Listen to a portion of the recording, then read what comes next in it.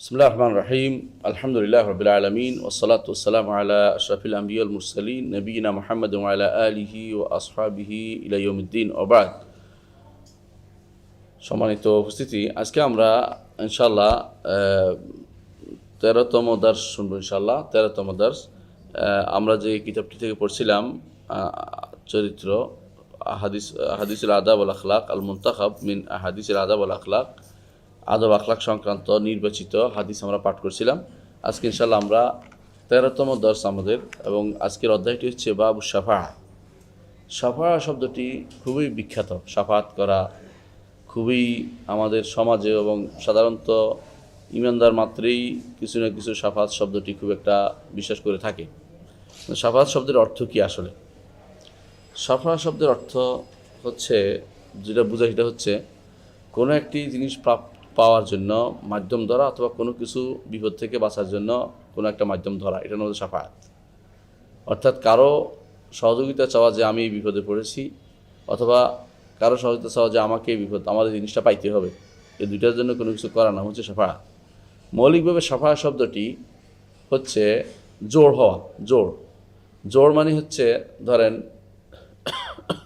আপনি এক আছেন, জোর হওয়া, এই যে শাফাআত বাত্তাটা বলা হয়। ভিতির বলা হয় বেজোড়, আর শাফাআত বলা হয় যেটা জোর। তো 2 রাকাত হলো শাফাআত, 1 রাকাত হলো ভিতির, 3 রাকাত হলো ভিতির, 4 রাকাত হলো শাফাআত। এরকম যেগুলো জোর সংখ্যা, এগুলোকে শাফাআত বলা হয়। তো কেন এটাকে শাফাআত বলা হয়? এই জন্য একজন মানুষ ধরেন একা একটা কাজে আছে, সে তো একা প্রত্যেকটি মানুষের মনে করে আমি একা পড়ে গেছি, আমি কি করব?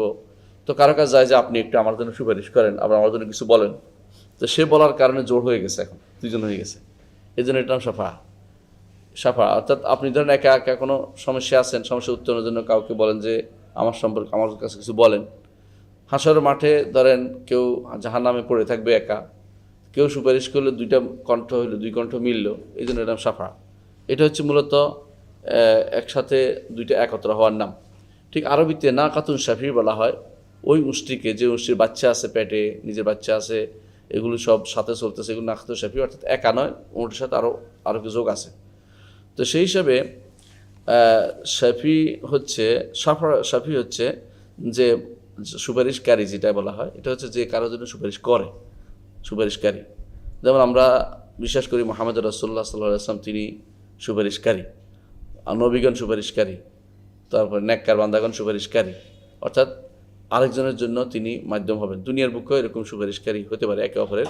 যেমন বলে যে আমি এর জন্য সুপারিশ করেছি, এর চাকরির জন্য, অথবা এর কোনো ভালো কাজের জন্য সুপারিশ করেছি, এটা হচ্ছে সুপারিশের মূল অর্থ।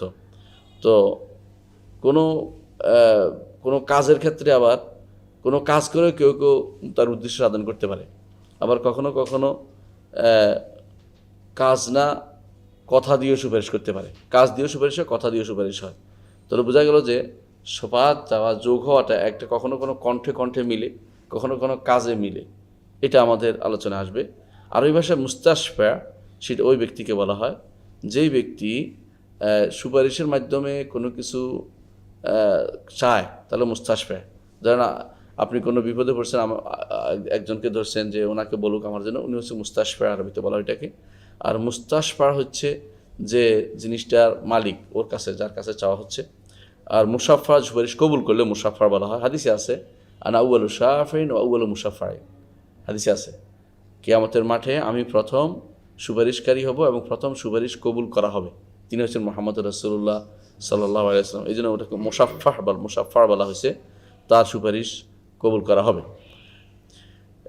আমরা দেখতে পাই যে দুনিয়ার বুকে কেউ ন্যাক আমল দিয়েও কারো কাছে নৈকট্য অর্জন করতে পারে, সুপারিশ নিতে পারে।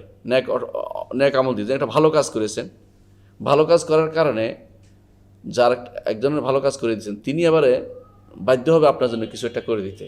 তো যেন ভালো কাজটা আপনার পক্ষে সুপারিশ করছে, ভালো কাজটা আপনার সাথে একটা সুপারিশ মিলে গেল। এই জন্য রাসূলুল্লাহ সাল্লাল্লাহু আলাইহি ওয়াসাল্লাম হাদিস আছে, যেটা আমরা এখানে পড়বো ইনশাআল্লাহ, যে মান সানা ইলাইকুম মা'রুফান ফাকাফিহু, তোমাদের কেউ যদি কারোর জন্য কেউ কোনো ভালো কাজ করে দেয়, তোমরা তার প্রতিদান দিও।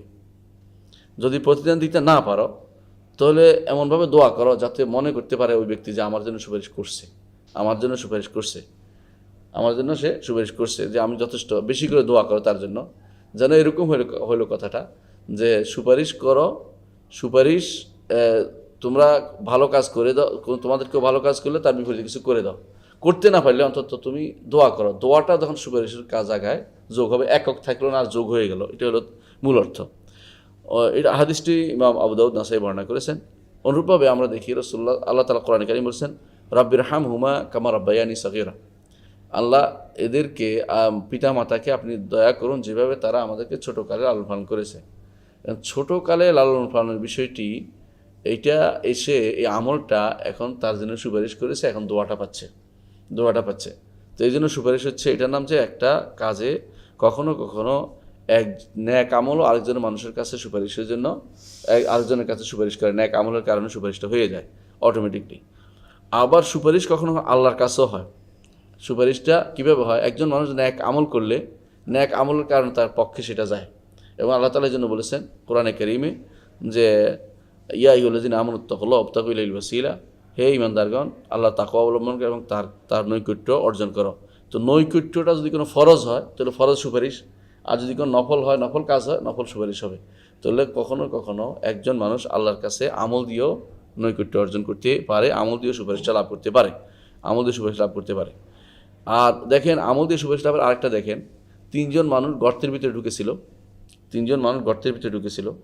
সেই গর্তের ভিতরে তারা বৃষ্টি থেকে বাঁচার জন্য ঢুকছিল। হঠাৎ করে একটা পাথর এসে ঢাকনা দিয়ে দিল। এখন প্রত্যেকে তার ন্যাক আমলের ওসিলা দিয়ে দোয়া করছিল। তো ন্যাক আমলটা তার জন্য সুপারিশ করা ন্যাক আমলের সুপারিশে আল্লাহ তাআলা তাদের থেকে বিপদ থেকে উদ্ধার করলেন। তাহলে বোঝা গেল, একজন তার পিতামাতার সাথে ভালো ব্যবহার, আরেকজন জিনা থেকে বাঁচার ওসিলা দিয়ে দোয়া করছে, আরেকজনের হক ফেরত দেওয়ার কারণে সেটা দিয়ে দোয়া করছে, এটা সুপারিশ। এগুলি হচ্ছে যেন ন্যাক আমল আল্লাহর কাছে সুপারিশ করেছে এটা দিয়ে। তো ন্যাক আমলও কী হয়? সুপারিশের কারণ হয়। আবার দেখেন, এই জন্য হাদিসে আছে যে কোরআন সুপারিশকারী হবে হাসরের মাঠে, সওম সুপারিশকারী হবে। তাহলে ন্যাক আমলও আল্লাহর কাছে সুপারিশকারী হতে পারে। এগুলো আখিরাতে যেমন হবে, দুনিয়াতেও সুপারিশকারী হতে পারে। একটা ভালো আমলের কারণে আল্লাহ তাআলা তাকে বিপদ থেকে উদ্ধার করতে পারেন। একটা ভালো ন্যাক আমল ওসিলা আল্লাহ তাআলা তাকে উদ্ধার করতে পারেন। দোয়ার ওসিলা তারা উদ্ধার করছেন। তাহলে একটা ন্যাক আমলও তার জন্য দুনিয়ার বুকেও সুপারিশের কারণ হতে পারে। আরেকটা সুপারিশ আছে, সেটা হচ্ছে দুনিয়ার বুকে। এটার এখানে উদ্দেশ্য, দুনিয়ার বুকে তার একটা মর্যাদা আছে। যেন একজন মানুষ একটা কথা বলে রাখে। আপনারা কী করেন, কখনো কখনো কোনো পড়লে কারণ একটা বড় লোকের নিয়ে যান, কেন যে উনি কিছু বললে হয়তো ওই লোকটা শুনবে, কারণ ওই লোকটার কথাটা ফেরত দিতে পারবে না। তো এরকম যার মর্যাদা আছে, এরকম মর্যাদাপূর্ণ কারো কোনো ব্যক্তিকে নিয়ে গিয়ে কারোর কাছে সুপারিশ করানো, এইটাও একটা শরীয়তে অনুমোদিত জিনিস আছে। তবে শর্ত হচ্ছে এটা উদ্দেশ্যটা বৈধ হতে হবে। যে উদ্দেশ্য তিনি যাচ্ছেন এটা বৈধ উদ্দেশ্যে হতে হবে। যেমন জিনিসটা শরীয়ত অনুমোদিত, যে একজন মানুষকে একজনে মারতেছে, পুলিশে মারতেছে, ধরেন আপনি যে বললেন যে এক বড় লোক নিয়ে গেলেন যে ছেড়ে দাও, শুধু মারতেছ তুমি, তো এটা একটা ভালো কাজের মধ্যে সহযোগিতা করছেন। তো ভালো কাজ শুধু মারলে তো বিনা কারণে, তাহলে আপনি সেটাতে সহযোগিতা করলেন। এটা হচ্ছে মিন বাবি তাআউন আলাল বিররি ওয়াত তাকওয়া। আল্লাহ তাআলা বলেছেন, ও তাআউন আলাল বিররি ওয়াত তাকওয়া ওয়ালা তাআউন আলাল ইসমি ওয়াল উদওয়ান। ন্যাক কাজ, ভালো কাজের মধ্যে একে অপরের সুপারিশ করো, গুনার কাজের মধ্যে তোমরা সুপারিশ করো না। তো এটা এইটা জায়েজ আছে। হ্যাঁ, এই দলিল হচ্ছে আমরা দেখি আল্লাহ তাআলা কোরআনে কারীম বলেছেন, মান ইয়াশফা শাফাআতান হাসানাতান ইয়াকুল লাহু নাসিবুম মিনহা। কেউ উত্তম সুপারিশ করলে সে এর থেকে একটা সওয়াব পাবে। সুপারিশ কবুল হওয়া জরুরি না, সে যে গেছে এটাই বড় কথা। একটা ভালো কাজের জন্য আপনি গেলেন, এটা সওয়াব পাবেন। ওমান ইয়াশফা শাফাআতান সাইয়্যাতান ইয়াকুল লাহু কিফলুম মিনহা। আর কেউ যদি কোনো খারাপ কাজের সুপারিশ করে, অন্যায়ের জন্য একটা কথা বলে আসে, যাই সুদ খাও, ঘোষ খাও, অথবা অন্যায় করো, এটা বলে আসলো, অথবা মেয়েকে তুমি মুখ খুলে বের হইতে দাও, অথবা ছেলেকে টাকুর নিচে নামাজ পড়তে দাও, অথবা ছেলেকে ঘুমাইতে দাও, এরকম সুপারিশ কেউ করলে সেরকম ছেলেকে সাদবাদ দিয়ে ঘুমাইতে দাও, এরকম, তাহলে এরকম কী হবে? সেটা তো সে একটা গুনাহ পাবে, সেখানে একটা গুনাহ পাবে। তাহলে সুপারিশে বড় কেউ যদি সুপারিশ করে, যদি বৈধ কাজে সুপারিশ করে, তখন সেটা সওয়াব হবে। আর যদি অবৈধ কাজের সওয়াব সেটা আসতেছে, তাহলে সেটা জায়েজ হবে না, সেটা আসতেছে, আলোচনা করবো আমরা। বৈধ কাজের সুপারিশ দলিল আমরা সূরা নিসার 85 নম্বর আয়াতে পাচ্ছি। অনুরূপভাবে রাসূলুল্লাহ সাল্লাল্লাহু আলাইহি ওয়াসাল্লাম একটা হাদিসে আছে, তিনি বলেছেন, মান কানা ফি হাজাতি আখিহি কানা আল্লাহু ফি হাজাতি। কেউ তার ভাইয়ের যদি উপকারে কাজে থাকে, আল্লাহ তাআলা তার উপকারে, আল্লাহ তাআলা তার জন্য তার কল্যাণ করেন, তার প্রয়োজন পূরণ করে দেন। এই জন্য একজন মানুষ, হাদিসে রাসূলুল্লাহ সাল্লাল্লাহু আলাইহি ওয়াসাল্লাম বলেছেন যে কেউ যদি কোনো কারো প্রয়োজনে বের হয়, তার পুরোটা সিয়াম কিয়ামের সওয়াব সে পাবে। একজন মানুষ তার পুরো প্রয়োজনে বের হলে, আরেকজনের প্রয়োজন পূরণে বের হলে সিয়াম অর্থাৎ সারা রাতি দাঁড়ানো, সারা দিন রোজা রাখার সওয়াব সে পাচ্ছে। তো এটাও কিন্তু সুপারিশ, এটাও এক ধরনের সুপারিশ, অর্থাৎ তার আমল দিয়ে, নেককার বান্দা দিয়ে একজনের সুপারিশ করানো ভালো কাজের মধ্যে, এটা করতে পারবে, এটা কোনো সমস্যা নেই, এটা কোনো সমস্যা নেই, বরং এটা ভালো কাজের অন্তর্ভুক্ত। অন্য হাদিসে আছে, এই হাদিসটা আমরা পড়বো ইনশাআল্লাহ, যে রাসূলুল্লাহ সাল্লাল্লাহু আলাইহি ওয়াসাল্লাম বলেছেন যে আবু মুসা আশআরী রাদিয়াল্লাহু আনহু তিনি বলেন, রাসূলুল্লাহ সাল্লাল্লাহু আলাইহি ওয়াসাল্লাম বলেছেন, কারণ রাসূলুল্লাহ সাল্লাল্লাহু আলাইহি ওয়াসাল্লাম ইজা জাআহু সাইল, রাসূলুল্লাহ সাল্লাল্লাহু আলাইহি ওয়াসাল্লামের কাছে যখন কোনো সাইল আসতো, সাইল মানে কেউ চাইতো, রসুল আমার এটা দেন ওইটা দেন চাইতো, অভাবী মানুষরা চাইতো, আও তোলেবাত মিন হাজা, রাসূলুল্লাহ সাল্লাল্লাহু আলাইহি ওয়াসাল্লামের কাছে আসে কেউ যদি বলতো যে ইয়া রাসূলুল্লাহ আমার এই কাজটা দরকার, এই কাজটা দরকার, তখন রসুল বলতেন ইশফাউ তুজারু, তোমরা সুপারিশ করো, এই সুপারিশের বিনিময়ে তোমরা সওয়াব পাবে। অর্থাৎ তোমরা সুপারিশ করো, তোমরা এই সুপারিশের বিনিময়ে সওয়াব পাবে, আর আল্লাহ তার নবীর লেসানি দিয়ে, তার মুখ দিয়ে এমন কিছু জিনিস ফয়সালা করবেন যেটা তিনি চান। তো এই হাদিসে দেখা যাচ্ছে যে এরকম সুপারিশ দুনিয়ার বিভিন্ন বৈধ জায়গাতে পরস্পর একে অপরের জন্য কিছু বলা, একে অপরের জন্য কিছু করে এনে দেয়া, কিছু সহযোগিতা করার ব্যবস্থাপনা করে দেয়া, এটা সওয়াবের কাজ, এতে কোনো সমস্যা নেই, আলহামদুলিল্লাহ। এই হচ্ছে মৌলিকভাবে সুপারিশের, মানুষের কাছে সুপারিশের, মানুষ দুনিয়ার বুকে সুপারিশের জায়গা। কিন্তু একটা জিনিস অবশ্যই জায়েজ হবে না ওই সময় যখন এই সুপারিশের উপরে আপনি নির্ভর করবেন। আপনি নির্ভর করতে হবে আল্লাহর উপরে, যে এই লোক সুপারিশ করবে ঠিক আছে, কিন্তু এই লোক দিয়ে করতে পারবে এটা আমি বিশ্বাস করি না। আল্লাহ যদি কোনো ওই যার কাছে সুপারিশ করে তার মনটা নরম করে দেয়, তার বক্তব্য শোনার জন্য উপস্থিত থাকে, আল্লাহ তাআলা যেটা চান সেটাই শুধুমাত্র কার্যকর হবে। এই লোকের সুপারিশের মাধ্যমে সব কিছু হয়ে যাবে, এর উপর ভরসা করা যায় যাবে না, তখন সেটা শিরক হয়ে যাবে। অনেকেই দুনিয়ার বুকে এটাই করে যে আমার কোনো সমস্যা নাই, আমি আমার উকিল আছে, আছে, ব্যারিস্টার আছে, অনেকে তো এটা দিয়ে গানে বানাই বলছে আমার এই আছে, আমার মুক্তার আছে, আমার এই আছে, সেই আছে, আমরা তিনি অমুক ফার করবেন, এই বেদাল করবেন, এটা করবেন, দুনিয়ার বুকে এরকম কথাবার্তা বলে। তো এগুলি সবই কিন্তু শিরকি, কারণ কারোর উপরে ভরসা করা জায়েজ নেই। আপনি শুধু আশাবাদী থাকবেন যে আল্লাহ সেটা ব্যবস্থাপনা করে দেবেন। যেমন হাদিসে আছে যে তোমরা সুপারিশ করো, আল্লাহ তার যেটা তিনি ইচ্ছা করেন সেটা তিনি ফয়সালা করে দিবেন। সুতরাং এই সুপারিশের ক্ষেত্রেও আমাদেরকে একটা গুরুত্বপূর্ণ জিনিস খেয়াল রাখতে হবে দুনিয়ার বুকে, যে কেউ যেন এটার উপর নির্ভর না করে। নির্ভর করলে সেটা শিরিক হয়ে যাবে এবং ঈমান হারা হয়ে যাবে। সুতরাং এটা আমাদের খেয়াল রাখা দরকার। এই হাদিসের মধ্যে যেমন আমরা বলছি এখানে যে আল্লাহ তাআলা তার নবীর যে জবানিতে যা ইচ্ছা তা ফয়সালা করে দিবেন। অর্থাৎ রাসূলুল্লাহ সাল্লাল্লাহু আলাইহি ওয়াসাল্লাম তিনি চাইলেও সব দিতে পারবেন না, যতটুকু আল্লাহ মঞ্জুর করবেন অতটুকু তিনি দিবেন। ইচ্ছা করলে পূরণ হবে, ইচ্ছা করলে পূরণ হবে না।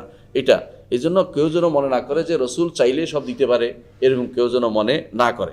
আচ্ছা, এই হাদিস থেকে আরেকটা যে সমস্ত আমরা শিক্ষা আমরা পাই, তার মধ্যে একটি হচ্ছে যে কল্যাণের মধ্যে সুপারিশ করাটা মুস্তাহাব, এবং যে ব্যক্তি সুপারিশ করবে সে সুপারিশের কারণে সওয়াব পাবে, যদিও সুপারিশ পূরণ না হয়, সুপারিশের কারণে তার উদ্দেশ্য হাসিল হয় নাই, কিন্তু সে সওয়াব পাবে।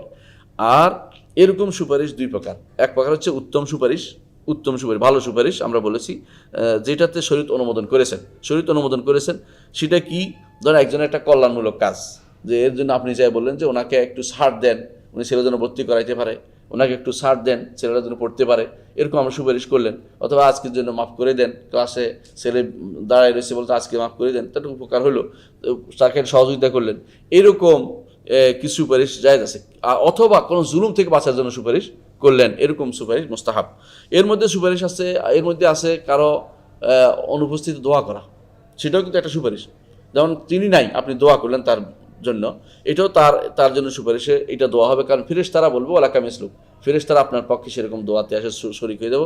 তার জন্য আপনি যে দোয়াটা করেছেন, দোয়াটা একটা সুপারিশের কাজ দিচ্ছে, অর্থাৎ সেটা একটা দোয়াটা গিয়ে যোগ হচ্ছে। এই রাসূলুল্লাহ সাল্লাল্লাহু আলাইহি ওয়াসাল্লাম বলেছেন যে কেউ তার ভাইয়ের জন্য তার অনুপস্থিত দোয়া করবে, তখন একজন ফেরেশতা বলবে আমিন, আমিন, আল্লাহ কবুল করো এবং তোমারও অনুরূপ হোক। সুতরাং একজন ভাইয়ের জন্য, আপনার ভাইয়ের জন্য তার অনুপস্থিত দোয়া করাটা খুবই গুরুত্বপূর্ণ একটি ইবাদত। সুপারিশের মধ্যে যেই সুপারিশ খারাপ, এটা করা যাবে না। খারাপ সুপারিশ কীরকম? খারাপ সুপারিশের মধ্যে আছে যে যেগুলো শরীয়ত অনুমোদন করেনি, যেমন সাফা ফিল হদুদ, কোনো শরীয়তের একটা হদ, নির্ধারিত সীমা আছে, নির্ধারিত কিছু শরীয়ত বলেছে যে অমুক কেউ চুরি করলে তাকে হাত কেটে দিতে। শরীয়ত বলছে কেউ যদি কোনো বেবিচার করে তাকে অবিবাহিত হলে 100 বার ত্রায়াত করতে, আর বিবাহিত হলে পাথর মেরে হত্যা করতে। এখন এখানে আপনি সুপারিশ করতে গেছেন, এটার কি বিধান? এটা জায়েজ নাই, এই সুপারিশ করা জায়েজ নাই। এই জন্য রাসূলুল্লাহ সাল্লাল্লাহু আলাইহি ওয়াসাল্লামের যুগে ফাতেমা বিনতে কায়েস নামে এক মহিলা ছিলেন, তিনি চুরি করছেন, ইমরাতুল মাখজুমিয়া, তিনি চুরি করছেন। তো চুরি করার কারণে ফাতেমা তো কোরাশি মহিলা চুরি করছে, এটার হাত কাটতে গেছে। তো সবাই মিলে ধরছে যে রাসূলের কাছে সুপারিশ করতে হবে, এই মহিলা তো কোরাশি মহিলা, তার হাত কাটলে কেমন দেখা যায়, কোরাশি মহিলা। রাসূলের কাছে সুপারিশ করার জন্য কেউ সাহস করে না। সবাই বলছে যে ওসামাকে তুমি যে সুপারিশ করো, ওসামা রাসূলের খুব প্রিয় পাত্র যে সুপারিশ করবেন। তখন সুপারিশ করতে গেছে রাসূলুল্লাহ সাল্লাল্লাহু আলাইহি ওয়াসাল্লাম বললেন যে আতাশফা ফি হাদ্দি মিন হুদুদিল্লাহ, তুমি কি আল্লাহর যে হদ নির্ধারিত এখানে সুপারিশ করতে গেছো? তোমাদের পূর্ববর্তীরা এক জায়গা ধ্বংস হয়ে গেছে, যখন কোনো বড় লোকে অন্যায় করতো তখন তারা মাফ ছেড়ে দিত, আর গরিবের উপরে তারা 100% আইন ফলাইতো। এই জন্য তাদের এই শাস্তি হয়েছে। তুমি এই সুপারিশ করতে যেও না, সুপারিশ তুমি কেন করতে এসেছ? তো বোঝা গেল যে যেখানে নির্ধারিত গুনার নির্ধারিত শাস্তির জায়গাতে কোনো সুপারিশ করা যাবে না। অনুরূপভাবে কারো হক নষ্ট করার জন্য সুপারিশ করা যাবে না। দুনিয়ার বুকেও কারো হক নষ্ট করার জন্য সুপারিশ করা যাবে না। ধরেন আপনি জানেন যে এটা এতিমের হক, আপনি যে বলেন যে এতিমের বলেন তুমি ছেড়ে দাও, এতিম ছেড়ে দিবে কেন? তার তো হক নষ্ট করতেছেন আপনি। অথবা কারো আপনি জানেন যে এই লোকেরা চাকরি দিলে ওই লোক বহু লোক নষ্ট হয়ে যাচ্ছে, যারা হকদার, আপনি একজন যে একদম খুব কম ভালো কিছু পারেন, শুধু আপনার কোনো দলের কারণে অথবা কোনো নিজের মতের কারণে আপনি তাকে প্রাধান্য দিচ্ছেন, অথচ সে এই কাজের যোগ্য না এমন লোককে আপনি চাকরি দিচ্ছেন কোনো সঙ্গত কারণ ছাড়া, তাহলে আপনি কিন্তু আরেকজন অনেকের হক নষ্ট করতেছেন, যারা পাশ করেছে, পয়সা দিয়ে খরচ করছে সব কিছু। তখন আপনি এই হক নষ্ট করার জন্য আপনি সুপারিশ করলে এখানে আপনি গুনাহগার হবেন। এখানে এরকম সুপারিশ করা যাবে না, এরকম সুপারিশ করা যাবে না। তাহলে আমরা অনুরূপভাবে আমরা যদি কোনো ওই সুপারিশও করা যাবে না যে বান্দা, ওই সুপারিশ চাওয়া যাবে না যেটা বান্দার অধিকারে নেই। বান্দার অধিকারে নাই কি ধরেন একজন বান্দা, আপনি তারা চাইতে পারেন যার অধিকার আছে, যার অমুক ব্যক্তির কাছে বলতে পারেন যে চাইতে পারে, কিন্তু আপনি মরা মানুষের কাছে সুপারিশ চাইছেন, যাই বলে যে ও শাহজালাল আপনি সুপারিশ করেন আল্লাহর কাছে, তো আল্লাহ আমারে কি করে, আল্লাহ আমারে পাশ করাই দেয়, আল্লাহ আমারে যেন আমার সন্তান দেয়, আল্লাহ আমার যেন, অথবা খাজার কাছে গেলেন, এইটা হচ্ছে শিরকি সুপারিশ, এটা সুপারিশ করা যাবে না। কারণ এটা সে বলতেও পারবে না, করতেও পারবে না, এবং তার এই ক্ষমতারই বাইরে। এই জাতীয় কোনো সুপারিশ করা যাবে না। মৃত মানুষের কাছে সুপারিশ চাওয়া, কবরবাসীর কাছে সুপারিশ চাওয়া, অথবা অনুপস্থিত কারো কাছে সুপারিশ চাওয়া, অথবা তথাকথিত অলি আল্লাহদের কাছে নাম ধরে অমুকেরা আপনারা আমাদের বাঁচান, অমুকেরা অলি আল্লাহ গাউস কুতুব নাম ধরে যেগুলো বলা হয়, এই জাতীয় সুপারিশ করা, অথবা রসুলের সাল্লাল্লাহু আলাইহি ওয়াসাল্লামের কবর কাছে বলা যে রসুল আপনি দুনিয়ার বুকে এটা করতেন, আপনি আমার জন্য সুপারিশ করেন, এগুলি কোনোটাই জায়েজ নাই। অনেকে কি করে আবু বকর রাদিয়াল্লাহু আনহুর কাছে সুপারিশ ধরে যে রসুল আপনার রসুলের কাছে যাইতে পারতেছি না, আপনি বলেন, আপনি বললে যাব, আপনি রসুলের সুপারিশ করে দেন। এই জাতীয় সবই হচ্ছে বেহুদা কাম, এবং কখনো কখনো শিরক হবে। যদি মনে করে যে রসুলটা করতে পারে বা আবু বকর এটা করতে পারে, তাদের এই ক্ষমতা আছে, তাহলে আল্লাহর ক্ষমতা মানুষকে দেওয়া হয় এবং সেটা শিরকে পরিণত হয়ে যাবে। কখনো এটা হারাম, কখনো হবে সেটা বেদাতি সুপারিশ চাওয়া, এটাই কোনোটাই ইসলামী শরীয়তে জায়েজ নাই। আর একটি হচ্ছে এই হাদিস থেকে আমরা একটি শিক্ষা পাই, তা হচ্ছে যে মানুষদের উপকার যেটাতে হবে, মানুষের প্রয়োজন পূরণার্থে সফর করা, যাওয়া, কার কাছে যাওয়া, এটা খুবই গুরুত্বপূর্ণ এবং সওয়াবের কাজ। এটা যেন একজন মানুষ করে, কারো একটু উপকার হলে সে যেন করতে পারে, যে কোনো যদি কোনো ন্যাক কাজের মধ্যে হয় সুপারিশটা যেন করে। আর একটি জিনিস আমরা পাই হাদিসের মধ্যে, সেটা হচ্ছে যে কেউ সুপারিশ করলেই হয়ে যাবে তা না, আল্লাহর ইচ্ছেই সব কিছুর উপর প্রবল, তিনি যা চান তা হবে, তিনি যা চাবেন না তা হবে না। সুতরাং সুপারিশ করার অর্থ এই নয় যে সেটা হয়ে যাবে, বিশ্বাস করা এরকম এটার উপর নির্ভর করাটা শিরক হয়ে যাবে, এটা করা যাবে না। ভালো কাজে সুপারিশটা করাটা বৈধতামূলক আছে, বৈধ আছে। এবং এটা আমরা আরেকটি হাদিস পড়ব ভালো কাজে সুপারিশের। দেখেন রাসূলুল্লাহ সাল্লাল্লাহু আলাইহি ওয়াসাল্লাম নিজেও সুপারিশ করেছেন, কিন্তু সুপারিশ গ্রহণ করে না এমন সাহাবীও আছে। একটা হাদিস পড়ি আপনাদের শুনবেন। ইবনে আব্বাস রাদিয়াল্লাহু আনহু, ইবনে আব্বাস রাদিয়াল্লাহু আনহু বর্ণিত, তিনি বলেন বারিরা এবং জাওজা, বারিরা রাসূলুল্লাহ সাল্লাল্লাহু আলাইহি ওয়াসাল্লামের স্ত্রী আয়েশা রাদিয়াল্লাহু আনহার কৃতদাসী। তো তিনি তাকে মুক্ত করে দিলেন। তার স্বামী ছিল মুগিস।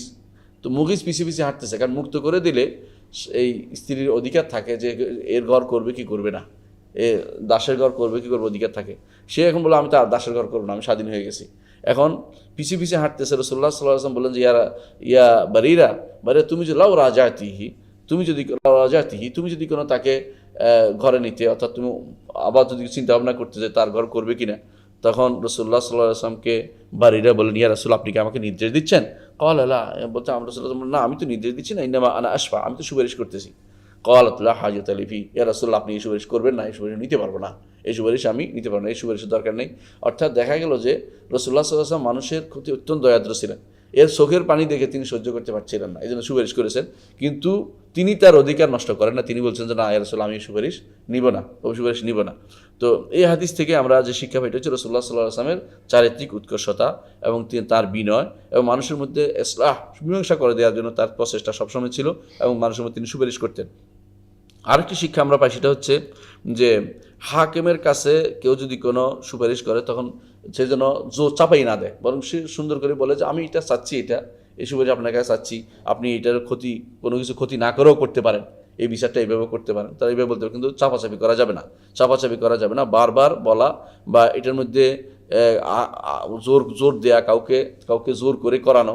অনেক সময় এখন তো সুপারিশ তো আর সুপারিশ নাই, এখন সুপারিশ হচ্ছে টেলিফোন হ্যালো এবং ভয় দেখানো, যে আপনি এটা না করলে আপনার এটা বদ দিয়ে দেবো, এখন আপনারে কোথায় ট্রান্সফার করে দেবো, বান্দরবন ট্রান্সফার করে দেবো। সবাই এই এক শব্দ মাশাআল্লাহ মুখস্থ আছে, বান্দরবনটা। এই জাতীয় জিনিসগুলো জায়েজ নাকি? এটা তো আসলে সুপারিশ নেই, এটা তো ধমকি। এটা উদ্দেশ্য নয়, উদ্দেশ্য হচ্ছে মানুষের উপকার করা, যতটুকু শরীয়তের সীমার ভিতরে আছে ততটুকুর ভিতরে উপকার করা। আরেকটি শিক্ষা আমরা পাই, তা হচ্ছে যে আসহাবুন নবী রাসূলুল্লাহ সাল্লাল্লাহু আলাইহি ওয়াসাল্লামের সাহাবীরা রাসূলের নির্দেশ পালনের জন্য যথেষ্টভাবে চেষ্টা করতেন, কিন্তু যেখানে তারা পারতেন না সেখানে তিনি বলতেন যে ইয়া রাসূল, আপনি কি নির্দেশ দিচ্ছেন? নির্দেশ দিলে তিনি পালন করতেন। বোঝা গেল, নির্দেশ যদি সুপারিশ করছে বলতেন সুপারিশ, ইয়া রাসূল সুপারিশ নিতে আমি বাধ্য না, না, তোর সুপারিশ তিনি নেন নাই। এটা হচ্ছে বারীরা রাদিয়াল্লাহু আনহা। এর মধ্যে বোঝা গেল যে সুপারিশ জিনিসটা একটা আখলাক আলিয়া, উত্তম চরিত্রের অধিকারী। এই জন্য আমরা এখানে আলোচনা করেছি যে দুনিয়ার বুকে মানুষ কার কাছে সুপারিশের জন্য যায়, যে যার কাছে মানুষ যাইতে পারে। কিন্তু দুনিয়ার বুকে এমন কোনো মানুষ আছে, কিছু মানুষ আছে তাদের কাছে হাঁটার মতো ক্ষমতাও তাদের নাই, কথা ওরে বাবারে ওখানে যাওয়ার কোনো সুযোগ নেই। তো ওই মানুষগুলি সবচেয়ে উত্তম, যারা হাতের নাগালের ভিতরে, যাদের হাতের নাগালের ভিতরে। এই জন্য রাসূলুল্লাহ সাল্লাল্লাহু আলাইহি ওয়াসাল্লাম এদের খুব প্রশংসা করতেন যে ওই সমস্ত লোকগুলি ভালো যারা যে মানুষের হাতের নাগালের ভিতরে। আবার তিনি নিজেও মানুষের হাতের নাগালের মধ্যে ছিলেন, তাকে মানুষ যে কোনো জিনিসের জন্য সুপারিশের জন্য যাইতো, রসুল এটা বলে দেন, রসুল এটা করে দেন, রসুল কোনো কেউ হাত দিয়ে নিয়ে যেত, ছোটো বাচ্চা ধরে তাকে হাত দিয়ে নিয়ে যেত। এটাই প্রমাণ করে যে উত্তম চরিত্রের মধ্যে একটি হচ্ছে কারোর জন্য ভালো কাজের জন্য সুপারিশ করা উত্তম চরিত্রের একটি কাজ। আমরা এই আজকে এই হাদিসটি যে সুপারিশের কথা উল্লেখ করেছি, এটা কিন্তু দুনিয়ার সুপারিশ। আখিরাতের সুপারিশের আলোচনা আমাদের আসছে না, কারণ আখিরাতের সুপারিশ বিষয়টি আকীদার বিষয়, আদবের বিষয় নয় বা উত্তম চরিত্রের বিষয় নয়। এই জন্য উত্তম চারিত্রিক উৎকর্ষের মধ্যে একটি হচ্ছে মানুষের ভালো কাজের জন্য সুপারিশ করা, ভালো কাজে করার ক্ষেত্রে মানুষকে উদ্বুদ্ধ করা, এবং সুপারিশ করে কারোর জন্য একটু কল্যাণকর জিনিস যদি বয়ে আনতে পারে সেটা খুবই উপকারী জিনিস। আল্লাহ আমাদেরকে বোঝার তৌফিক দান করুন। আসসালামু আলাইকুম ওয়া রাহমাতুল্লাহি ওয়া বারাকাতুহু।